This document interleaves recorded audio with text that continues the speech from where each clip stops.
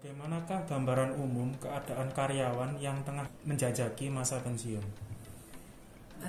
Kebanyakan mereka yang mau pensiun itu kondisinya cemas, tekanan mental, baik itu dari lingkungan keluarga, lingkungan kantornya dan dirinya sendiri. Akibatnya mereka ini tidak produktif, bisa menjadi tidak produktif dalam bekerja, dan itu merugikan sisa karir yang ada di sana. Nah, sebagian besar seperti itu. Kemudian mereka kena gangguan fisik, penyakit gitu ya, karena tekanan itu. Nah, gangguan penyakit ini menyebabkan dia tidak bisa berkontribusi banyak, tidak bisa menampilkan seperti yang dulu-dulu dia miliki, seolah-olah sudah mengalami penurunan ini, gitu, slowdown di dalam pekerjaan, seperti itu. Oke, baik. Untuk pertanyaan yang kedua, apa yang menjadi perhatian atau permasalahan utama bagi karyawan yang berada dalam masa persiapan pensiun? Permasalahan yang utamanya ini adalah mereka tidak tahu apa yang diinginkan ketika pensiun nanti. Mereka belum pernah menggali apa yang sebenarnya bisa dia lakukan. Apakah ke arah menggunakan investasi yang selama ini dia miliki, melakukan bisnis, ataupun dia sudah melakukan persiapan, cukup punya uang banyak dan dia memang ingin mengakhiri akhir pensiunnya dengan hidup tenang, nyaman. Tapi kuncinya karyawan yang ini adalah dia jauh hari sebelumnya, mungkin usia 35, 30, 35 dan seterusnya, dia sudah mulai mengatur finansialnya, menyisakan keuangannya untuk dengan memperhitungkan hari tua dan apa yang ingin mereka lakukan di hari tuanya itu sudah dikalkulasi sejak muda gitu. Tapi kalau kebanyakan itu tadi mereka adalah persoalannya tidak memiliki pengetahuan tentang financial planner, tidak tahu apa yang ingin dilakukan ketika mereka pensiun nanti. Oke, baik. Untuk yang selanjutnya, apa dampak yang ditimbulkan atas adanya kekhawatiran karyawan terhadap masa pensiun? Yang ditimbulkan atas kekhawatiran karyawan, dampaknya mungkin juga sudah saya sampaikan di awal, bahwa mereka ini mengalami penurunan produktivitas. Ya, kalau dampak dari yang mereka rasakan seperti itu, malah ada lagi karena mereka waktunya pendek gitu ya, dan tidak punya kemampuan bagaimana nantinya itu mereka cari jalan pintas. Contoh, bisa saja teridentifikasi korupsi misalkan, bisa sampai ke sana karena apa? Mereka tidak tahu tetapi butuh. Ya, mereka butuh uang tetapi waktunya pendek. Caranya bagaimana gitu ya? Seperti itu. Mereka biasanya punya proyek-proyek yang biasa pegang proyek itu hati-hati. Kalau punya keinginan ke sana itu akan terdorong ke sana. Karena memungkinkan sekali dia berpikir waktunya pendek, harus segera mendapat keuangan gitu ya, mendapatkan uang untuk nanti setelah pensiunnya dia menggunakan apa gitu. Oke, baik. Untuk yang selanjutnya, bagaimana peran HR dalam memfasilitasi karyawan untuk mempersiapkan masa pensiunnya? Jadi HR ini harus memiliki program-program. Apa sih yang dihadapi orang ketika pensiun itu? Satu, penurunan fisik. Nah, dalam penurunan fisik ini program apa yang sesuai? Maka dia harus banyak menciptakan event-event kebugaran, misalkan event olahraga setiap minggu. Terus kemudian makan sehat gitu ya, pola-pola makan sehat. Nah, seperti itu dari cateringnya itu sudah dikondisikan sedemikian untuk dari HR bisa mengkondisikan itu. Yang kedua, pembentukan mindset. Nah, itu harus program-program untuk pengembangan soft kompetensi itu harus sudah seringkali diberikan sejak usia mereka produktif. Gitu ya, usia 25, 30 itu sudah harus mulai dipersiapkan. dan membangun kalau bisa jiwa entrepreneurship, sehingga mereka ini adalah orang-orang yang bisa berkarir, ya, tidak hanya bekerja tetapi berkarir dengan jiwa entrepreneurnya itu. Diharapkan mereka akan menemukan passion untuk menjadi entrepreneur ketika mereka sudah lulus, ya, pensiun gitu. Kemudian yang penting lagi program financial planning itu perlu dilakukan. Sejak kapan? Kalau financial planning mutlak harus sejak mereka muda.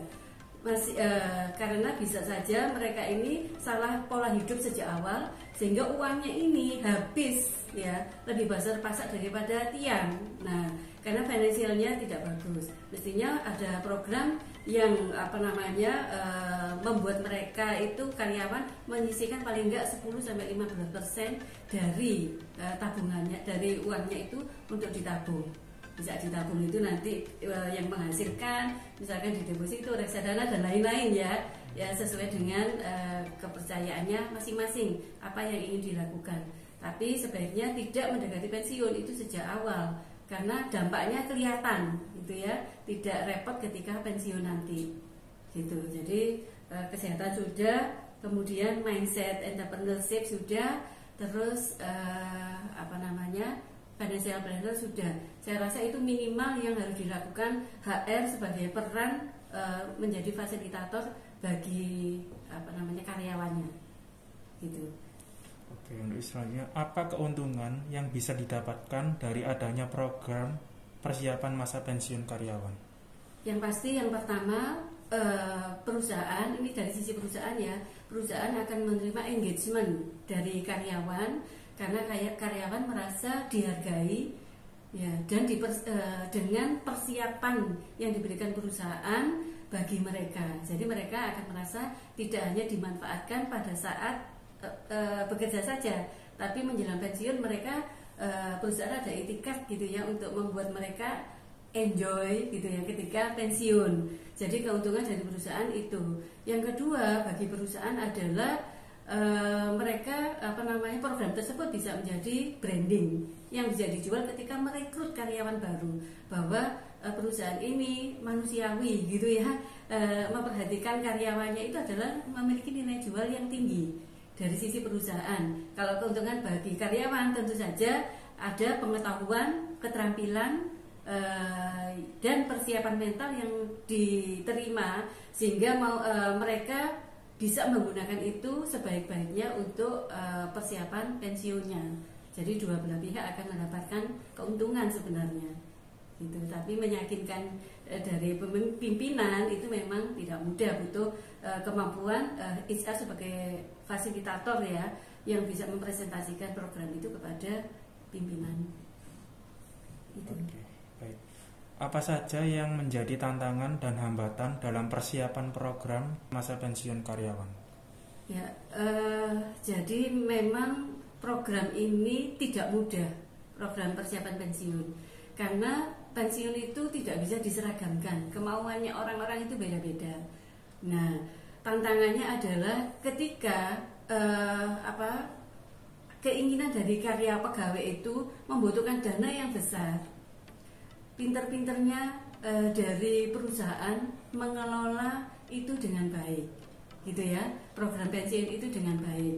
Jadi dengan dana yang secukupnya, gitu, ya, tetap dapat menghasilkan hasil yang baik itu bagaimana? Itu adalah tantangan dari HR. Ya, kalau uangnya banyak, ya tentu saja itu tidak menjadi tantangan bagi HR, gitu, ya. Tantangannya adalah keterbatasan fasilitas dan keuangan yang diberikan oleh perusahaan, gitu. Oke, baik. Untuk pertanyaan yang terakhir, bagaimana efektivitas dan evaluasi program-program persiapan masa pensiun tersebut? Efektivitas ini memang agak sulit dilakukan bagi orang yang masa pensiun.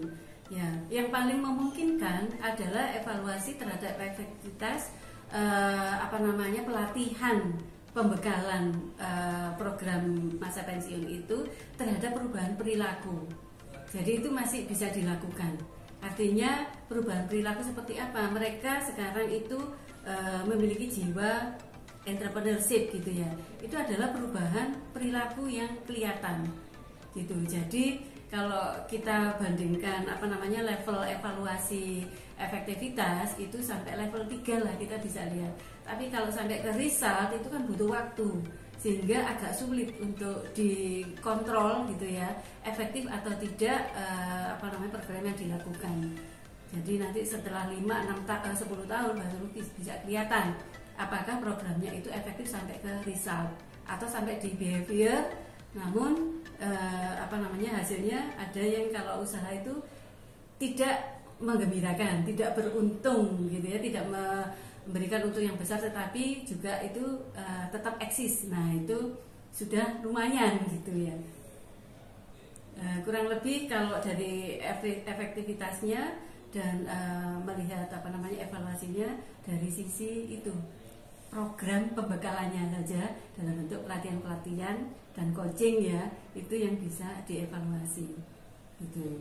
Dilihat bisnis plan-nya, apakah mereka sudah masuk atau belum, sudah sesuai belum untuk berbisnis. Nah itu berarti dia sudah punya skill ya yang bisa digunakan untuk membuat perilaku ketika mereka membentuk usaha.